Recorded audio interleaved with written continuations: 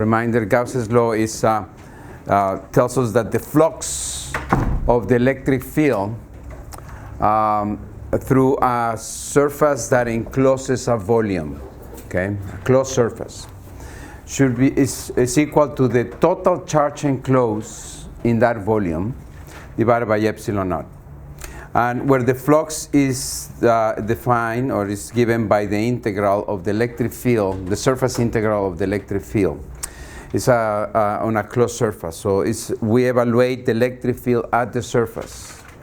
And we take the corresponding component of the electric field that is along the normal to the surface. So the usefulness of Gauss's law in this form is for those problems that contain an intrinsic symmetry, where we can easily calculate both the value of the field and the corresponding component of the field along the normal to the surface. So, and we did a few examples yesterday. We ended up with this particular application of Gauss's law. We have a shell that is charged, that has uniform charge distribution on the spherical shell, and we consider two Gaussian surfaces, one inside and one outside of the shell, and from there we were able to establish the two shell theorems. That the one is that if we looking from outside, point charge would experience a force due to the presence of the shell, as if that would be equal would be equivalent to having the whole shell, the whole charge of the shell concentrated at the origin. Okay, so the shell, from the point of view of a point charge, looks like a point charge where all the charge is concentrated at the origin. That is for a uniform charge shell. And also we established the other shell theorem that is if we have a point charge inside the shell, the force experienced by that point charge is zero. So those are the two shell theorems. And the second shell theorem is because Gauss's law apply for that inner surface sees no charge. So the flux should be zero, the electric field is zero, therefore the force would be zero on a point charge. And Gauss's law applied to the outer surface gives an electric field that looks like the electric field of a point charge where all the charge is concentrated on the origin. So let's keep doing that. Now that we are on track with the spherical symmetries, let's keep doing spherical symmetries. A couple of problems on spherical symmetries. Consider the following. We don't have a shell. Now we have a uniform distribution of charge in a volume, and it's a spherical distribution of charge. And the charge distribution is uniform. Okay, so it does not depend on angle, and it has a constant density. The charge density, the volume charge density, is constant. So the charge density is labeled as rho, is the charge per unit volume, is constant. Okay, and we want to first consider the following problem, evaluating the field due to this uniform charge density at points outside of that distribution. Charge distribution. So the way to do it, if this is a uniform spherical distribution of charge, we take a Gaussian surface that is a sphere that is centered. That sphere is centered with the center of the charge distribution. The charge distribution has a radius r, and we're going to look at a Gaussian surface that has a larger radius r.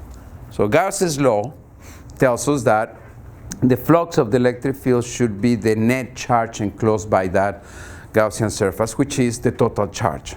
Okay, that total charge is Q. And because of the spherical symmetry, we would have that the electric field on the Gaussian surface has the same value, and is pointing radially outwards because of spherical symmetry. So we conclude that the electric field due to that distribution is as if all the charge, again, were concentrated at the origin. Okay? Are we good with that? Yes? Okay, let's do the next one. What if we look inside? So this is our distribution has this extent, radius r, but now we're going to have a Gaussian surface that is inside the spherical distribution. Still center, the center of the charge distribution coincides with the center of this spherical Gaussian surface. Now, the amount of charge enclosed is less, right? Is less than the total charge. How much less? Well, it's uniform. It's a uniform charge distribution. So we have the following. The density of charge is would be for a given volume, right? Would be the charge enclosed by that volume divided by the volume. What is that volume? And we are looking and enclosing a spherical volume. Well, the value of that volume then is 4/3 of pi r cubed. And that will be our charge enclosed. The density, the charge density is charge per unit volume. What volume? Well, the volume that encloses this Gaussian surface. And so now we know what Q is, Q prime. Q prime is then 4/3 of pi r cubed times the density, the charge density. I have another way to express the charge density, by the way. The charge density is the total charge divided by the total volume of that charge distribution, yeah? Okay, so this guy is equal to the total charge Q divided by 4/3 of pi r cubed. Okay, which I can just substitute right here. So I have 4/3 of pi r cubed for this particular volume times the charge density, which is Q, the total charge, divided by 4/3 of pi big R cubed.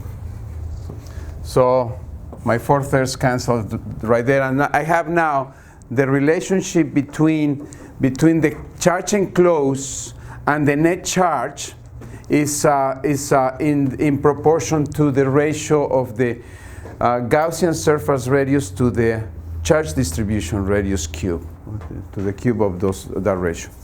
Okay, so we have, if you substitute this representation of Q into this expression for the electric field, the Gaussian surface encloses a charge Q. Symmetry then would give us a field that looks like this, 1/r squared Q prime. What is Q prime? Well, it's R cubed over little r cubed over big R cubed.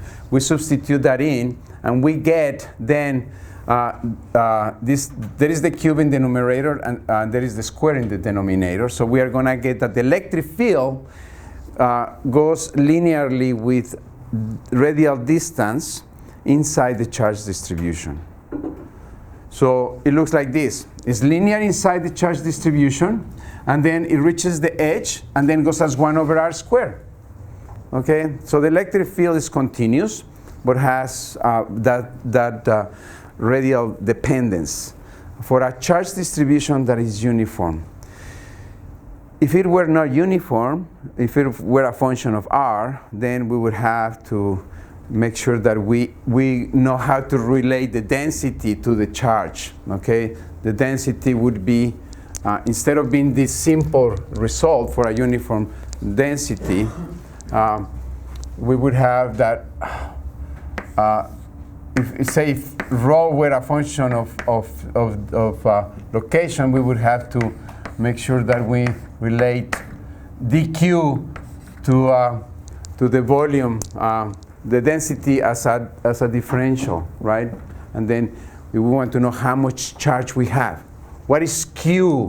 What is q within within within a volume that has a radius r? Well, we would have to integrate the surface charge density, which is a function of r, over that volume up to the corresponding value of the radius. That is a little more involved, more of an involved problem, but the same principle applies. Yes. Just really quick. Yes. Should that be r cubed over r cubed? I think it's r squared on the bottom. Oh, darn it. Yes. Thank you. This should be a cube. Thank you. That should be a cube. My bad. And I corrected it right there.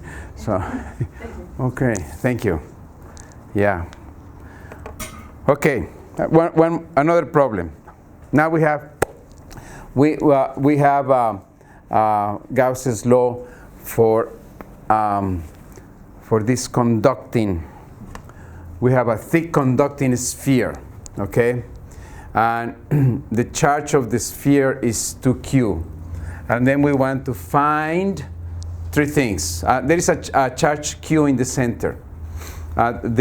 This is a thick conducting sphere. And we want to find the electric field for all locations R from the center of the sphere. Inside, on the shell that has thickness, okay, there is the inner surface of the shell has radius A. The outer surface of the shell has radius B. Okay, so we want to find the field inside, on the shell, and outside. So tell me right away, what would be the field right inside the shell? This would be zero. It's a conductor. No field inside a conductor. Okay? So that means we also we can also apply Gauss's law if we put a Gaussian surface inside the shell because the field is zero inside the shell. That means the net charge enclosed should be zero. That means that there should be a charge distribution inside the shell of equal and opposite magnitude as Q. Okay, so the inner surface would have a charge minus Q. Okay, and the outer surface is the inner surface plus the outer surface has a charge 2q. So the outer surface has a charge 3q. So this is important to just get to know those numbers because we are after the electric field. So we need to know how much charge is being enclosed by all the Gaussian surfaces, right?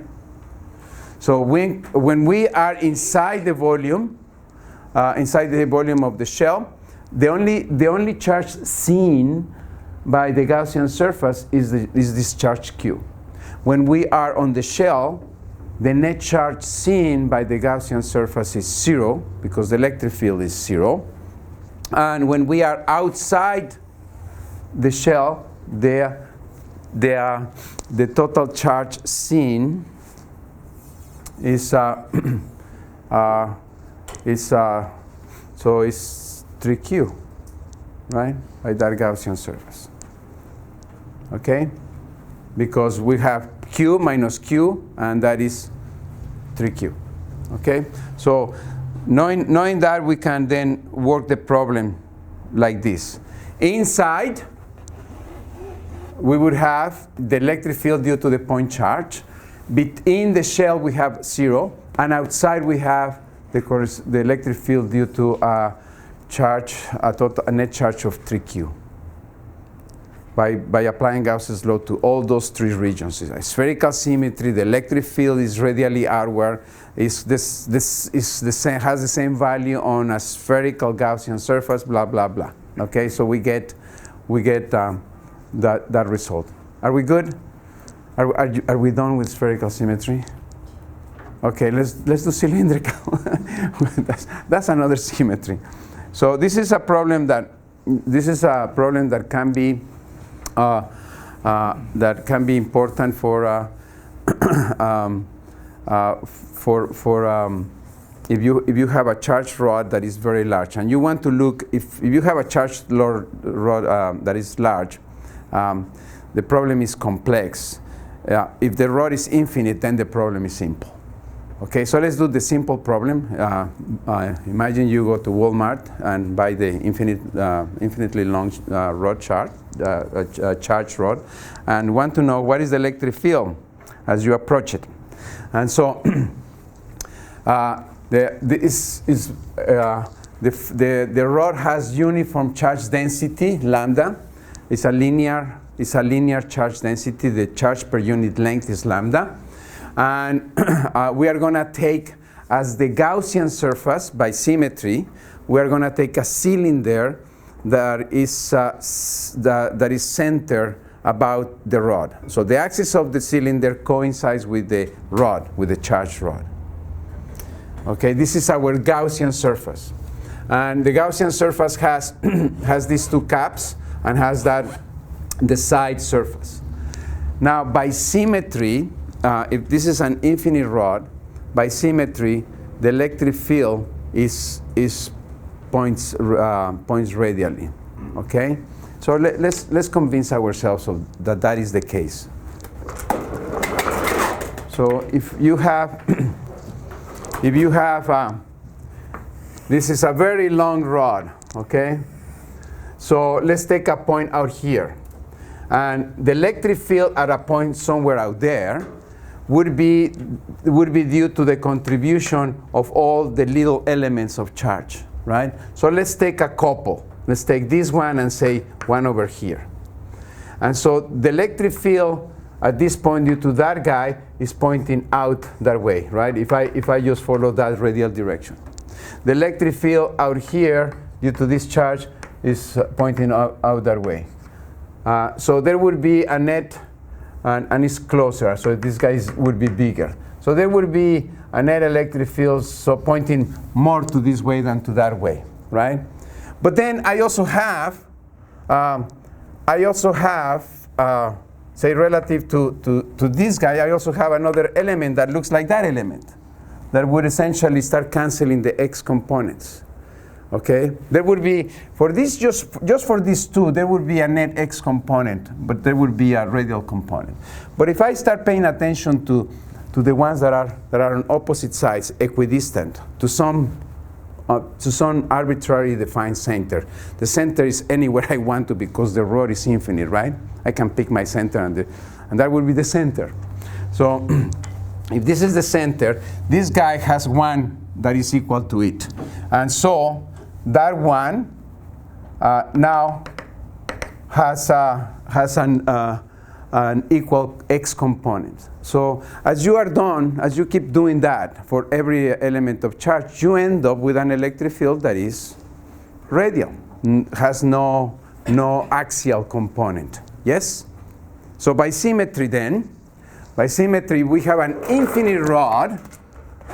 By symmetry, the electric field would be radial, and it would be then perpendicular to this surface, to the side surface. It would be parallel to the normal on that surface.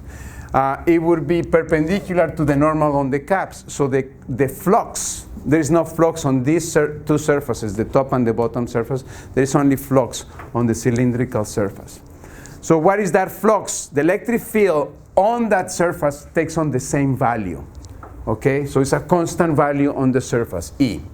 The area of that side is 2 pi RH. Okay, and that's the area of a cylinder. Yeah, if you unfold the cylinder, you have this, the circumference is 2 pi r, and the height is h. So that is the area of my cylinder. And this, according to Gauss's law, should be equal to 1 over epsilon naught times the net charge enclosed by that Gaussian surface. This is my charge per unit length, lambda, is uniform. How much of a length I have? H. So lambda times h would be the total charge enclosed by that Gaussian surface. Notice that the h cancels. It's independent of the size of my Gaussian surface. It only depends on the radius of that cylinder. So the electric field is the line density, the charge per unit length, divided by 2 pi epsilon naught r. So for a line, the electric field goes as 1 over r. For a point charge, the electric field goes as 1 over r squared. Okay, so that is not the rod you would find at Walmart. Okay, you will find shorter rods, right? So, so this result, however, can be applied, still applied there. If you take the rod, okay, so this is my charge rod. If I look close up, I'm very close to the center. I look close up, this is what I see. This is what I see. If I look very far away, what do I see? A point charge. Okay, so, but how do the electric field lines look like? If now my rod is short, is finite. Okay, is finite. So I have, say, a positively charged rod. So the electric field lines, all of them, look normal to the rod, and then they start bending. Okay. This one at the center would be straight. Okay. These other ones would be normal, but then they start bending. Okay. That's how they should start looking if I have a finite rod. There should be now a bend. There should be now a component of the along the x direction, along the axial direction. So such that far away, these electric field lines start looking more and more spherically radial. Okay? That's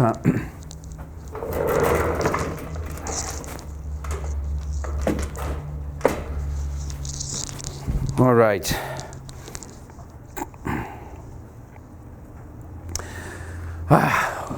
Couple more problems, okay? So this is an infinite sheet of charge, okay? It's a plane sheet of charge. So it's a non-conducting sheet of charge. So we just are collecting charges and putting them on a plane and putting them. Say if you want to fix them, slap them on an insulator. So how do we? It's infinitely long. So by symmetry, then again, the electric field can only be perpendicular to that sheet of charge. Okay. By symmetry. So what Gaussian surface do we pick? Well, let's pick a pillbox again, a cylindrical pillbox. There is no contribution to the flux on the side surface of that cylinder. There is only contribution on the caps, on the end caps. If this is positively charged, the electric field lines are going to be pointing that way on that side of the space and this way on that side of the space. Notice that the normal to the two caps is aligned with electric fields because the normal always points outside into the outside of the volume enclosed by the surface, by the Gaussian surface. So what do I have? This guy has an area A, and this vector is aligned with that vector. This guy has the same area A, and that vector is aligned with that vector. The flux then would be 2 times E times A. Right, because I have the contribution from this one and the contribution from the other side. So the flux is 2EA. And that is equal to the total charge enclosed, the charge enclosed within the pillbox, within that cylinder. Okay? So, but the charge enclosed is the surface charge density times the area of the pillbox. So I end up with an electric field that is equal to sigma divided by 2 epsilon naught. Simple result, right? Let's bring back the one we had yesterday. For a conductor, what is the electric field for a conductor?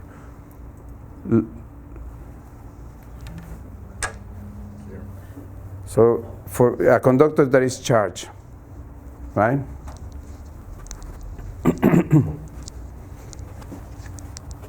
For a charged conductor, we did the same thing. We have a conductor, okay, and says it was charged, and we took a pillbox as well, and we know that inside the conductor we don't have an electric field, right? So there is no contribution to the flux on this side of the pillbox. There is only a contribution on this side of the pillbox. So the net flux would be E times the area of the pillbox, and that encloses how much charge? Well, sigma times A, and divided by epsilon naught. So the electric field for a charged conductor would be the local charge density divided by epsilon naught. Okay? So the results kind of like look alike, except that there is a factor of 2. Over here we are taking this to be a sheet of charge, not a conductor. Okay? But what if we have a charge plate, conducting plate? So how do you imagine that to be the situation? If you have a charge plate that goes to infinity, okay? Let's make it very long, okay? So what is the charge on a charge conducting plate? Where should be the charge on a charge conducting plate?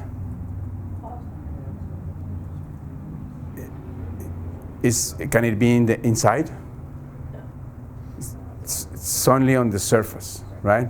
So, and if it is very long, let's imagine it's positively charged. So I'm going to have charge here and charge on the other side as well. Okay? Very long charge plate, equal charge distribution on both sides. What is the electric field on this side? Well, it's going to be the same as the electric field on that side because it's the same charge distribution. But I need to know this charge distribution. This guy is sigma 1. I'm going to call it sigma 1. And there is also sigma 1. So the field outside here is due to this charge distribution. I can put my pillbox again, okay? And I have no electric field inside. And so again, the electric field would be sigma 1 over epsilon naught on this side, and it would be sigma 1 over epsilon naught on the other side, if I have them uniformly charged. Yes? Okay. Now, if I have this positively charged plate and I put it in front of this negatively charged plate, okay, I bring this now closer. So what do you think is going to happen? These are two conductors, okay, and this also has a minus sigma 1. So what do you think is going to happen? So this guy sees this guy. I think the charges are going to become. Yes, so these guys are going to migrate here, right? They feel that attraction, so they leave this on charge. And these guys are going to migrate right there. And so I have field inside, no field outside the conductors. Yes? When I had it isolated, I would have field on each side. When I bring them together and they are equal charges, then I would have field inside but no field outside. Are we good on that? Okay. And so the net field would be, so my new charge density is sigma, which would be twice the original one, and this would be minus sigma. The electric field would be simply sigma over epsilon naught, right? I do my pillbox situation there. Now, if I have, however, two non-conducting sheets of charge, okay, and they have charge density sigma and minus sigma, each one would have this field, okay? And I superimpose the field of both of them. So each one would have this field inside and outside, and I bring them together, then the field of this one on that side cancels the field of that one on that side. Right? The field is on this one is pointing that way. The field of that one is pointing also that way. For this guy on that side is pointing that way. For this guy on that side is pointing that way. Yes? So the field on the outside cancels due to superposition, and the field in the inside doubles. So I get factor of 2. So it looks like that, right? Looks like that. But they are physically different things. One is a conductor, the other one one is a pair of parallel plate conducting plates that are charged, and this other example are 2 sheets of charge that are parallel. The same answer, different physical situation, okay? Keep that in mind. I love to, one of the things about me is that the more I repeat something, the more likely it will be on a quiz. Okay? All right. One more thing.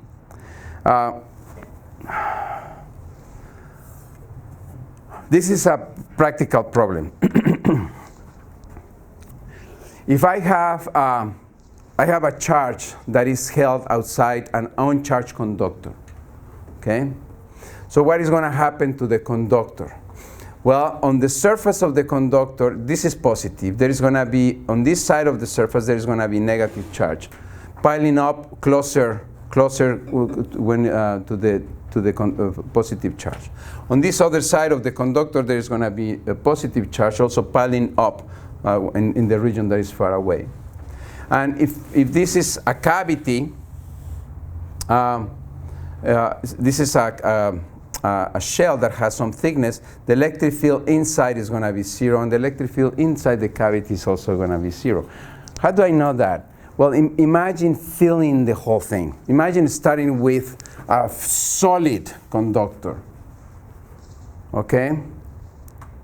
And so even under this circumstance, I would have no electric field inside the solid conductor. And then I start chipping away material. I have a conducting eater bug that I introduce inside the volume and starts eating conducting material. Well, the electric field was 0 to start with. It will remain 0 once I have the cavity. So this is this is a very important result. It has practical applications. It isolates to isolate or to screen the electric field inside a cavity. That's the experiment that Franklin did, and the one that he reported to Priestley. He did a screening experiment. Later on, Faraday came up with a good, reasonable explanation, and now it's called the Faraday cage. So let me show you a demo on that. Oh, darn it. Okay. So I have this is a big chunk of charge, okay? And you see that? This is an electroscope, and I've shown you this demo before, right? If I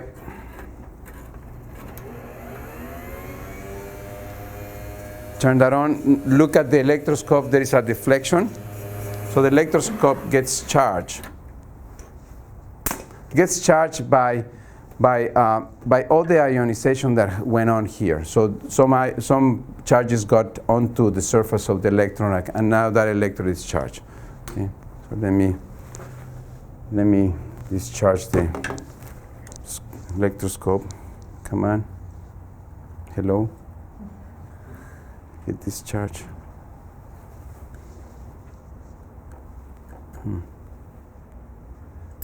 Maybe got stuck. Yeah, got stuck. Let me make sure that it's not stuck. Okay. Okay. Now it's discharged. Okay. Are we good? I'm going to put it inside a cavity, okay? So this is clearly a metallic shell, right?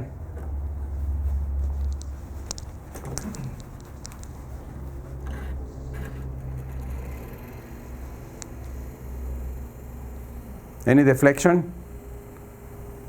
Yeah. Because of that. Okay, so screening, you use it in, if you want to isolate electronic equipment from large electric fields. That's a good application.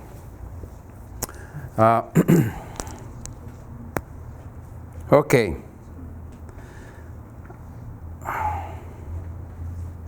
What I like to do now, are we good?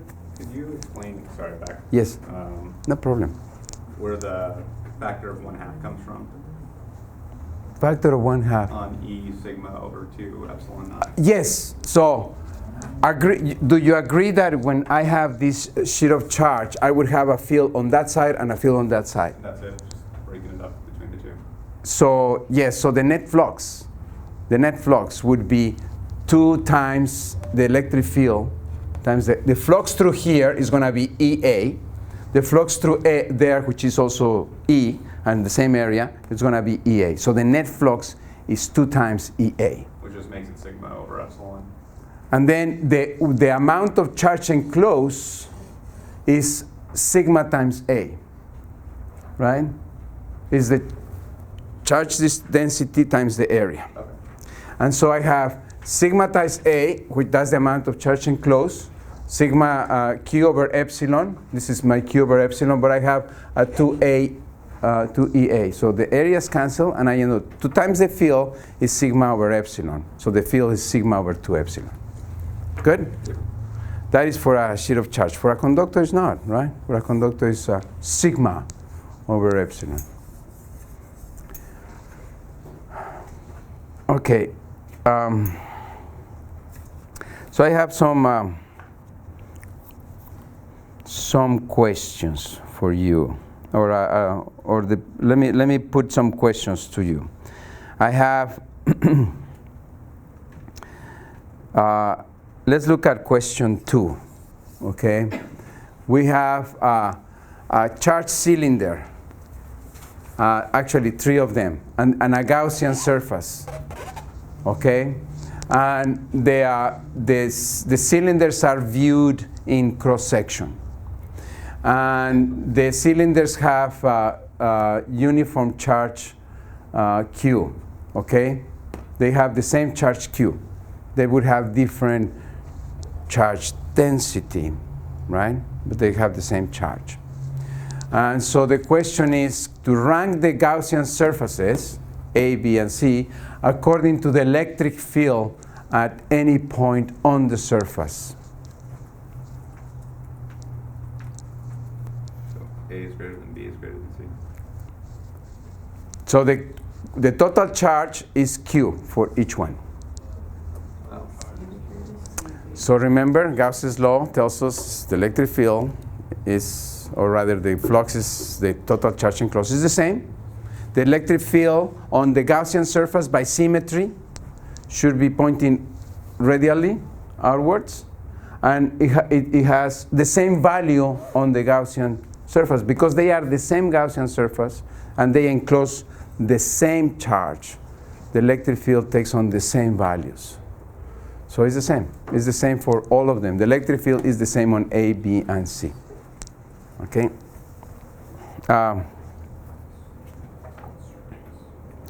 Okay, now let's try this one. So this is, we have, right here we have a metal ball that is, then we have a shell, and then we have another shell, okay? And so the shells are charged, and the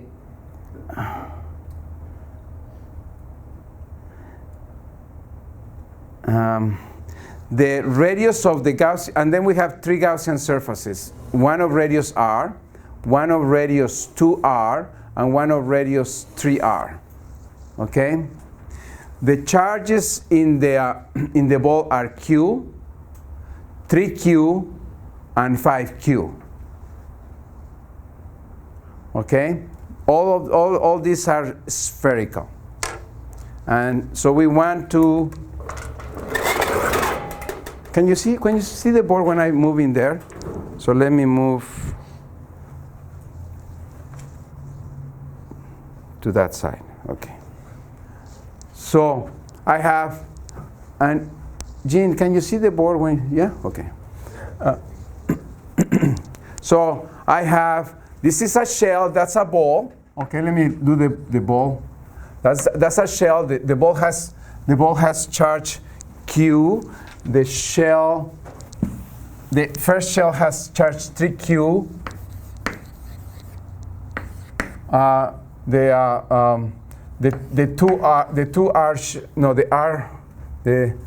shell, yeah, the first shell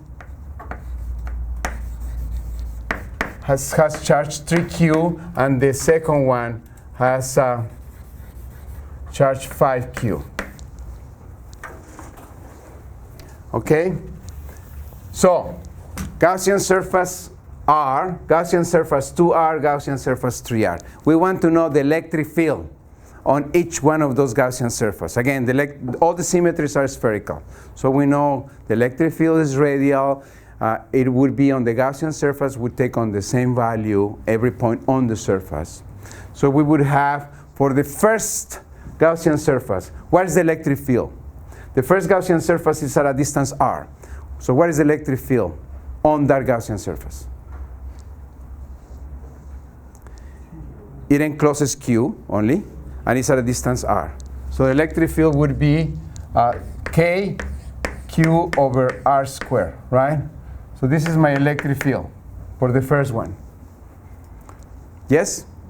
For the second one, the electric field, the second Gaussian surface is at a radius 2r. And how much charge is it enclosed for the second Gaussian surface? 4. So I would have K 4Q over 4r squared, right? And then what about the last one? I have the radius is 3r. How much charge is it enclosed? 9. So I would have 9Q over 9r squared. So the electric field is the same for all of them. Okay? I'm going to stop here because I want to give you the quiz, and I want to just go quickly over it. If you don't mind passing this around. Give me one. Thank you.